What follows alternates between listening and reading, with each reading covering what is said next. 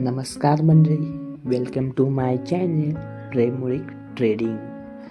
आज आपण पाहणार आहोत how to trade in stock market for beginners. जर तुम्ही अगदी झिरो नॉलेजमधून शिकला असाल तर हा व्हिडिओ तुमच्यासाठी परफेक्ट आहे. चला तर मग सुरू करूया. आपल्याला पहिला स्टॉक मार्केट म्हणजे काय हे समजून घेतलं पाहिजे. स्टॉक मार्केट म्हणजे कंपन्या जिथे आपल्याला आपले शेअर्स विकतात किंवा लोक खरेदी करतात. शेअर्स घेणं म्हणजे त्या कंपनीतला एक छोटासा हिस्सा तुमच्याकडे येतो.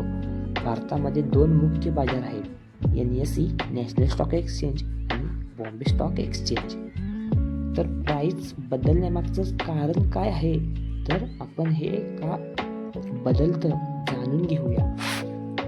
याआधी चॅनलला माझ्या सबस्क्राईब करा आणि जर व्हिडिओ आवडल्यास लाईक नक्की करा. प्राइस का बदलते हे आपण पाहू.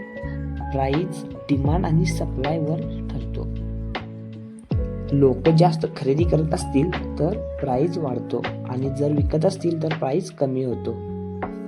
चार्ट वाचायचे कसे हे आपण पाहणार आहोत. चार्ट म्हणजे ट्रेडिंग शिकण्याचा फाउंडेशन.